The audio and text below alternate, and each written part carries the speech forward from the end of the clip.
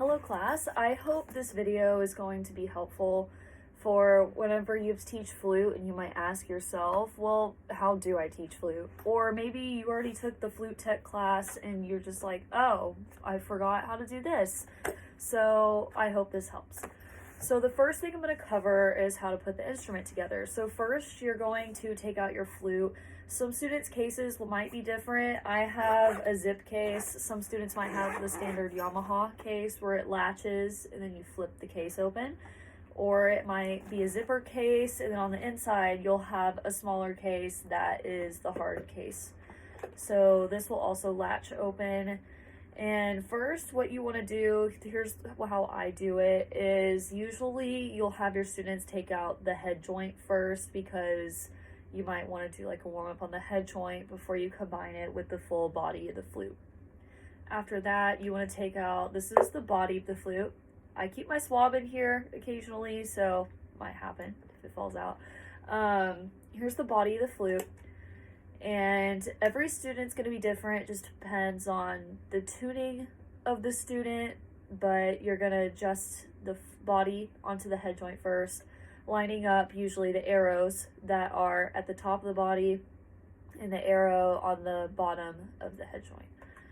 And then you want to pull out your foot joint and you want to line up the rod, which is right here.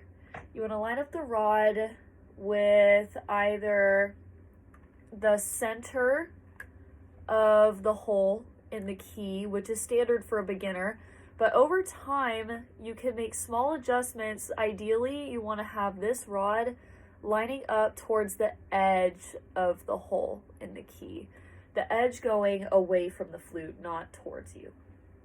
So once your flute is put together, I will explain how to form the correct embouchure. Sorry, posture and hand position, let's not get ahead. So when teaching beginner flute students, it's very common that they're going to want to sit on the side and they're going to want to rest their elbow on the back of the chair, but this is a no-no because that's cheating. So I would recommend maybe not teaching the standard like sit in the side of the chair because this might encourage it.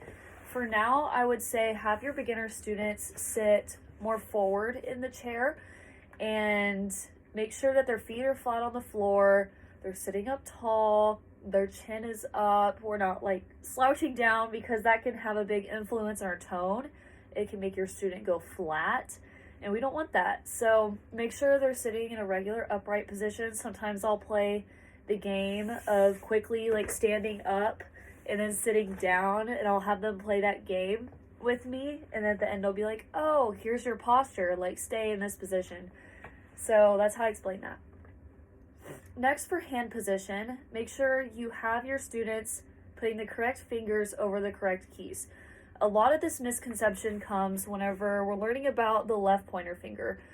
They're gonna want to either put it on the key at the very top, or sometimes they'll put it down here over the key that doesn't move because it should be on the first key right here. So that will be the first key in this major grouping of keys, and it's not going to be this single key. And then next you will line up your middle finger on the key that has the hole, and then you'll line your fourth finger on the key that also has the hole. You'll put your pinky on the key that goes out. Your thumb will go on the back here on the thumb key, and then on your right hand you want to put your pointer finger right here on the key that has the hole, and then it should line up. All the holes have keys for the most part, and so you can easily visually see that as a teacher. And then the pinky, for now, when learning, most of the time it goes on the first pinky key right directly next to the fourth finger. When teaching hand position, just make sure that, this was a problem for me as a student, I would play like this where my hands were flat because it would be easier to cover the holes in the keys, but that's just terrible posture because eventually whenever your student starts to play more technical pieces, they're going to realize that their hands can't move as fast whenever they're flat, And it's also going to break down your thumb position, because now your thumb, for me, I was double jointed and I still am, but my thumb would do this a lot, and that's a no-no, because I realized I couldn't play as fast as I wanted to on technical passages. So I would just recommend from the start making sure that their fingers are curved, almost like this.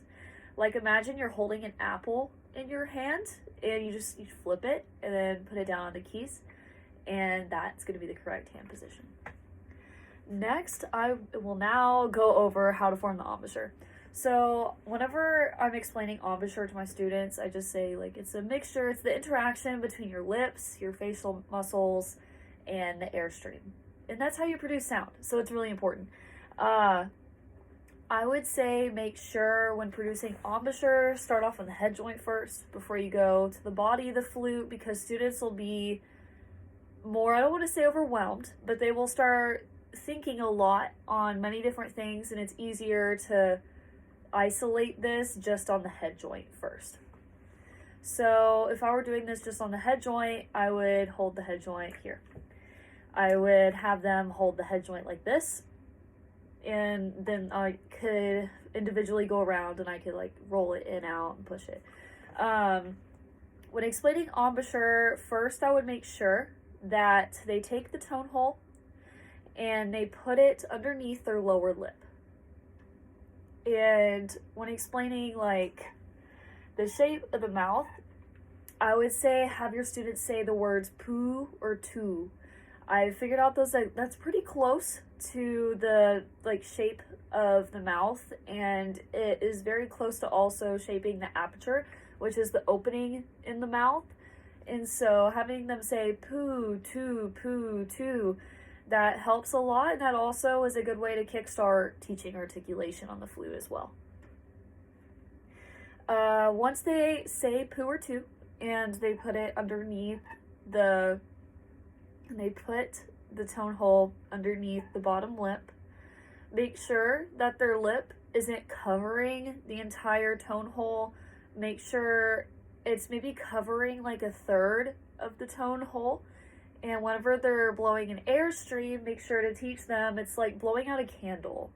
Or like whenever you have like an old soda bottle, have you ever as a kid like you tried to like make sound with the soda bottle? It's very similar to playing the flute. So those are a few things you want to think about whenever you're teaching this, is just to make sure also that the tone hole is in the center of your lip.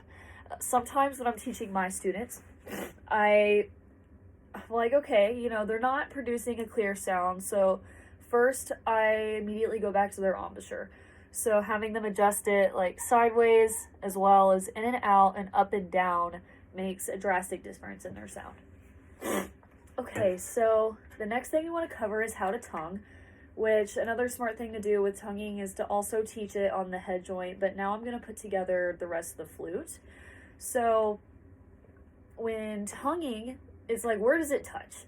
I've taught a lot of students where they were English speakers and Spanish speakers, and I realized this makes a difference in where their tongue is going to naturally articulate when we're speaking English. So you have to be careful, because with Spanish speakers, I've learned that their tongue isn't, it's lower in their mouth and it's not as high up as it needs to go. So your tongue, when you're teaching them, I have them like touch the tip of their tongue like this, and then I have them like put it behind their teeth, touching like where the teeth meet the gums. So I have them like I have them do this before they apply it to the flute so that it's easier to understand. And English speakers, they can also do this, and it's going to be just great for both people. So that's a very helpful like exercise to do before you actually apply it to the head joint. And for syllables, I would say use either tu or do. They're both very much the same and similar. I just think it's whatever clicks for your student the most is whichever one you should use. They sound very much the same too if you want to listen.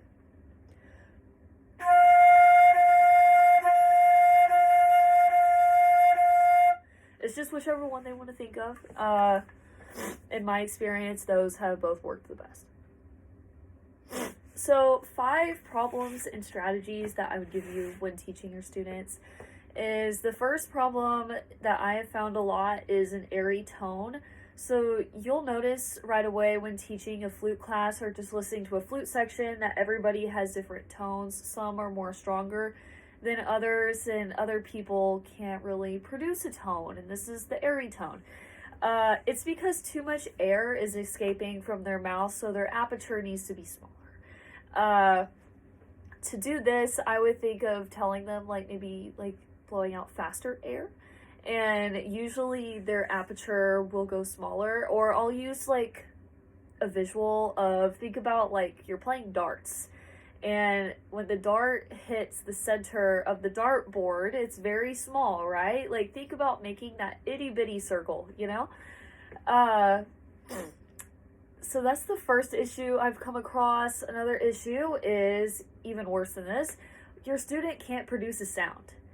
This is usually because, once again, let's go back to embouchure. They're covering too much of the tone hole. So sometimes students, when learning how to play the flute, they will think that to produce the sound in the flute, you blow air into the flute. And I'm sure some of you have maybe figured this out whenever you're talking to a flute friend and you wanted to try their instrument when you were younger, and you're like, oh, is this how you do it? And you're like, it's no, that's not how that works. So the first thing I would do is just make sure the student is covering only a third of the tone hole and their lip isn't over it, or maybe their lip isn't covering enough of it, but that's an easier fix. In addition to that, we have difficulty producing higher and lower notes. So you might have found this difficulty in your tech classes, that maybe either you can produce the higher notes or you can produce the lower notes, but you can't do both. This is an easy fix. This is extremely simple. It's just it's the shape of your aperture and how much airstream you're using. So what I have my students do is a hand exercise where you're blowing air onto the palm of your hand, and while keeping your hand still, you blow your air up and down your hand, and that very much resembles very accurately what you physically need to do to produce the high and the low notes together. So first I'll have them blow here, and then I'll have them travel and experiment. So I'd go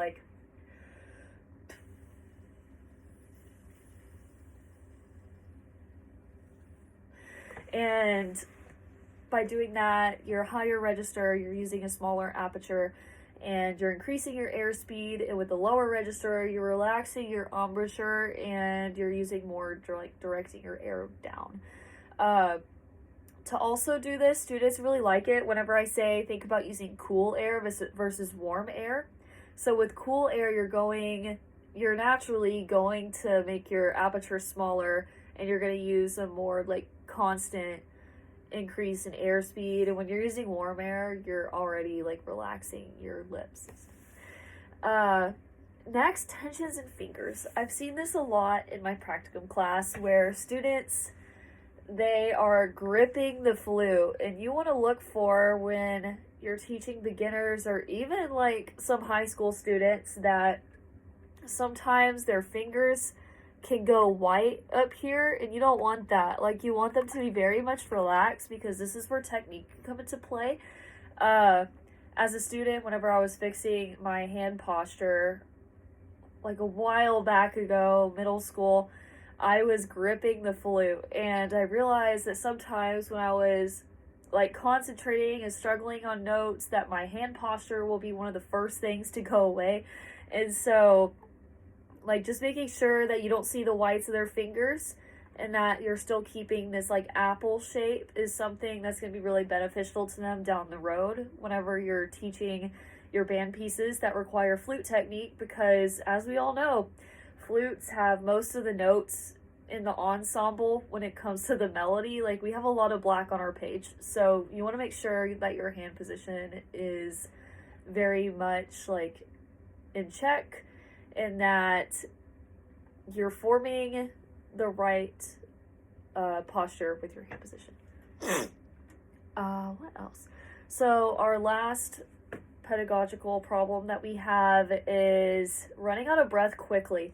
So every flute player is going to go through this, and whenever you're teaching flute, you're probably going to get a lot of comments that's like, oh my gosh, I'm dizzy, like that took the air out of me, that took the breath out of me, I feel winded. And that's normal. It's something that takes time in every flute player, and it's something that like regular like breath exercises with the whole ensemble will be helpful.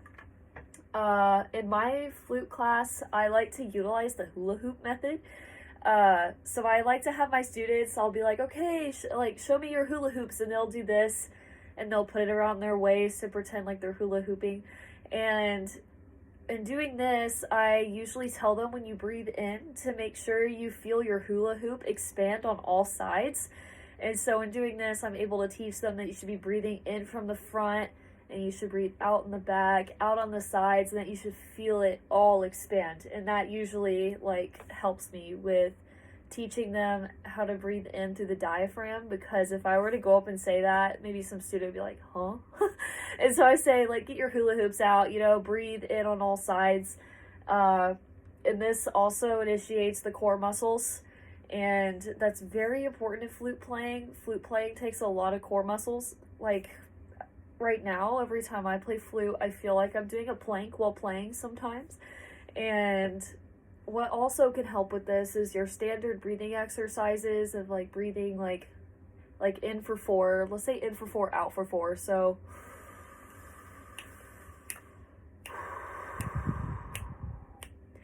and sometimes if I want to initiate more of the flute articulation in here as well as embouchure, I can go in for I say who and out for poo. So wait, in for who?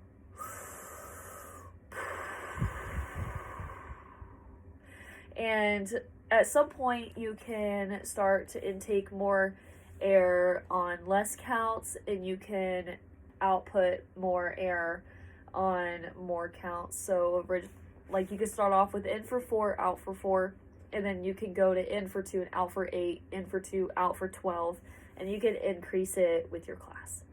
I hope this helps, and always let me know if you have any questions.